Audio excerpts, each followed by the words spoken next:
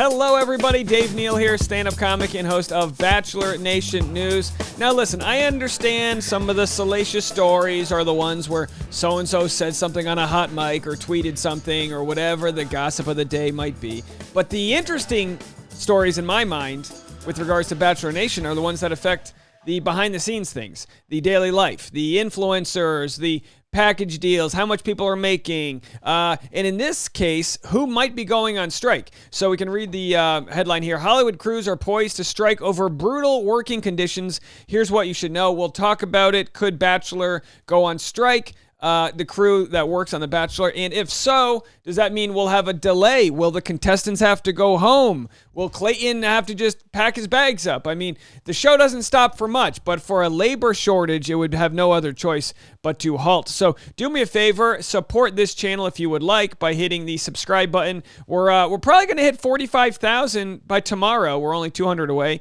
so I appreciate all of your support, and you can hit the like button as well. An odd number of times, please do that. And tons of other content. My Survivor video just went up. If you're watching Survivor, my recap video is up. And I have a behind-the-scenes update on Facebook, Dave Neal's community on Facebook. I've got an update there, and I also share what Reality Steve just tweeted, which is a clip from the podcast I did with him yesterday. So if you have some extra time and want to listen to that conversation, you can go do that, and also go to Dave Neal's community on Facebook to watch that clip exclusively just on my Facebook. All right, so let's read the what Reddit has to say about this. The Bachelor filming could come to a halt next Monday.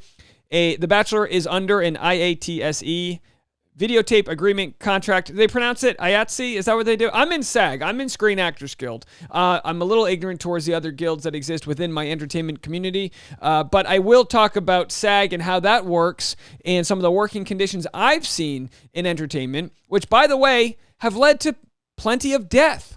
There's plenty of people. One of the first days I worked on the show, I believe it was White Collar, I get to the show. I was working there as a member of SAG, and they had a memorial set up, a fund set up, because someone had worked maybe 5 days in a row, 15-hour-long days. They got to commute home every day. That couple hours of sleep at night, if they even get that, and they fell asleep at the wheel and died in a car accident. And that happens way more often than people know. And it's time. And this strike is going to lead to some good change. This union employs union crew members of the Bachelor and a bunch of other shows. A new contract is negotiated every 3 years. The crew are currently working under this expired contract, and a new contract has been under negotiations for months now. Employers have failed to bend on the basic needs that IATSE is asking for in the new contract. 60,000 workers will be called to strike come next Monday if an agreement is still not reached. This will stop the production of The Bachelor midway through filming. My general thought is that they will come to an agreement because what the union is asking for is not anything that's too ridiculous. We'll read some of your comments because you guys probably do a better job of explaining it. I know there's plenty of union members within these comment sections.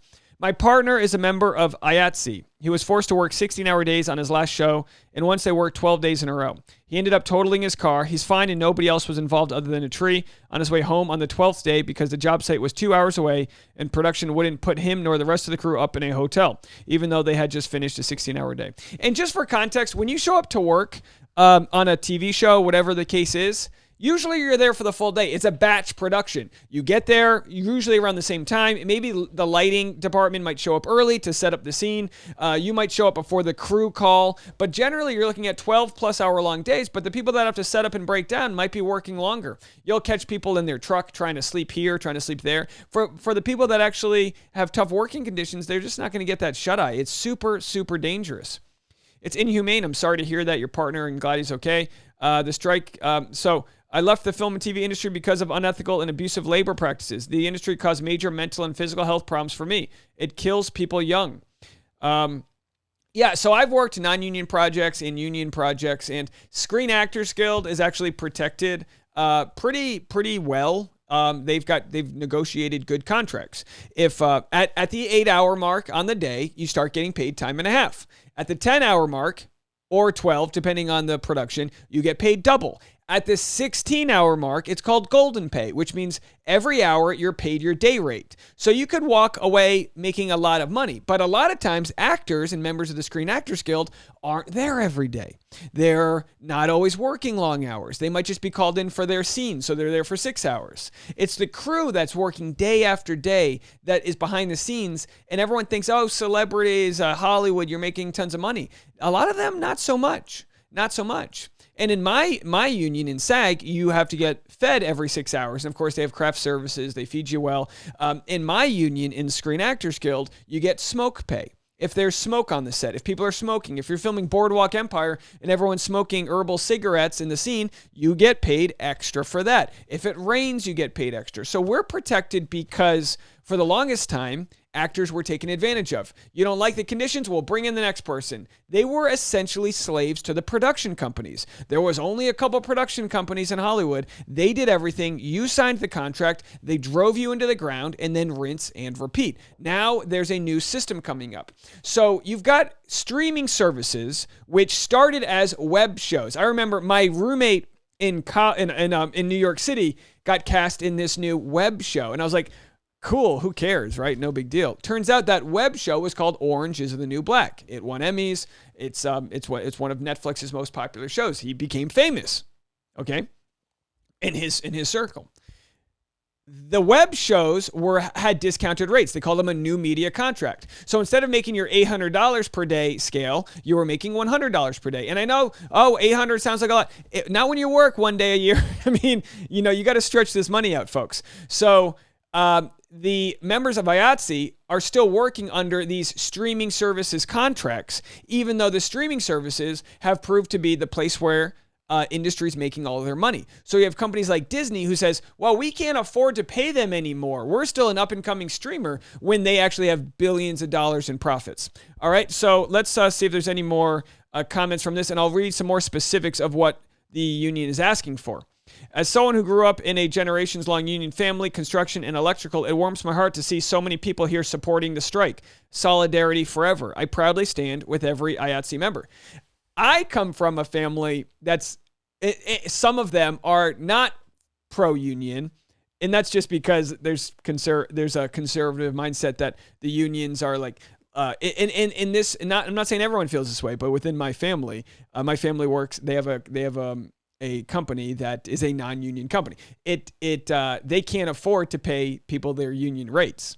That's just what it is. So they see it as a different side because they see it as business owners. When it comes to entertainment, in most unions, teachers unions, of course, you can find problems within unions, of course, but without the protection of a union, capitalism takes advantage of people that need jobs. So we'll talk about the labor shortage and all that. And but it's by all means in the comment section, share your points of view, but let's keep it respectful and understand that what they're asking for is not something that's wild. It's basic rights as employees.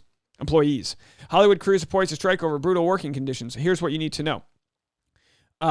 It certainly has not felt like employers see us as humans and recognize or acknowledge the real human toll that the current working conditions in the industry take. I do hope that so many crew members speaking out make a difference and they hear us. The strike authorization vote is set to begin Friday, with the results expected to be announced Monday. In the meantime, here's what you need to know. They represent 150,000 crew members across various below-the-line positions in the entertainment industry, including editors, art directors, electricians, hairstylists, and more.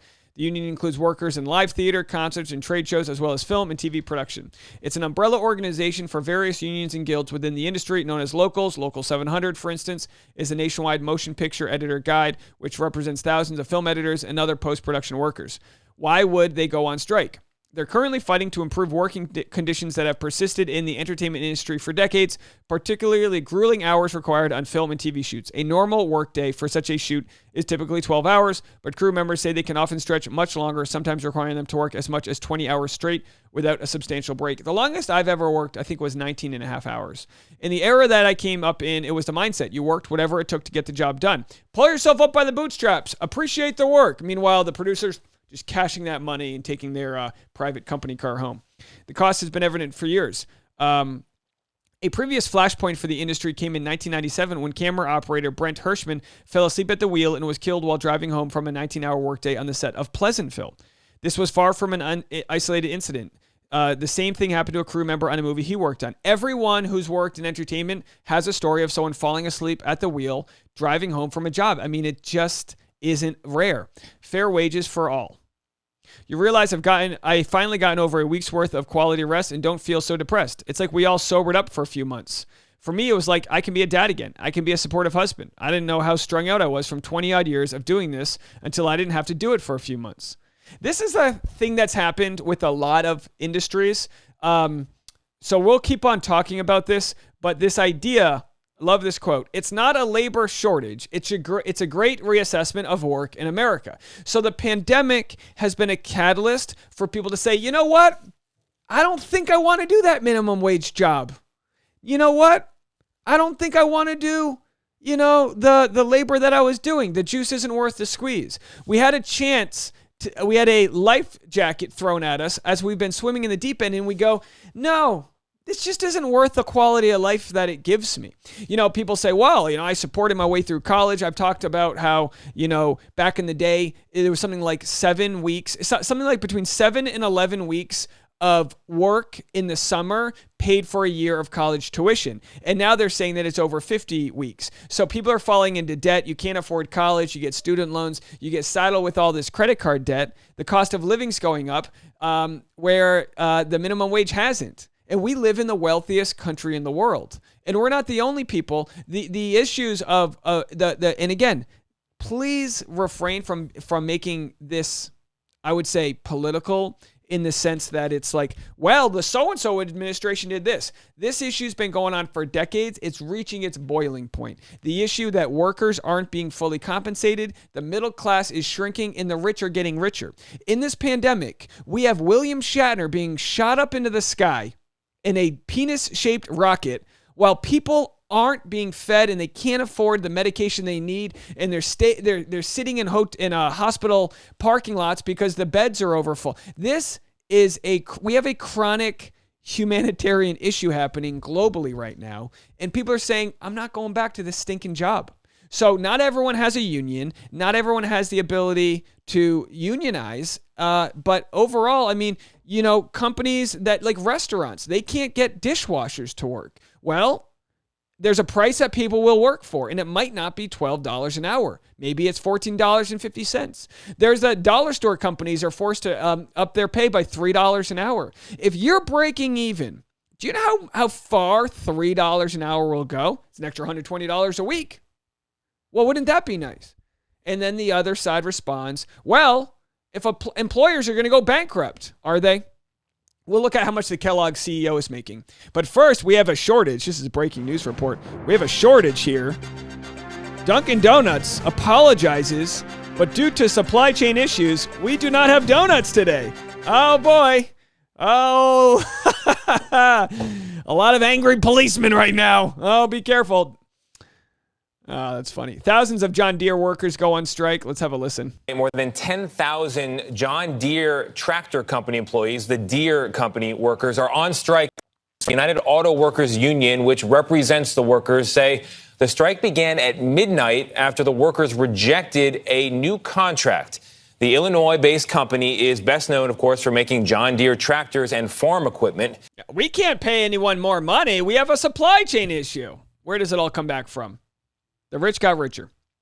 COVID hollows out the middle class everywhere, pushing millions into poverty, new research finds. Yeah, there's a lot of people that think they're in the middle class, and it's like, honey, you might actually not. You're not in the middle class anymore. A lot of people have been pushed out where they were barely hanging on beforehand, and then we have U.S. billionaires got 62% richer during the pandemic. They're now up 1.8 trillion. I had this proposal. I had this proposal.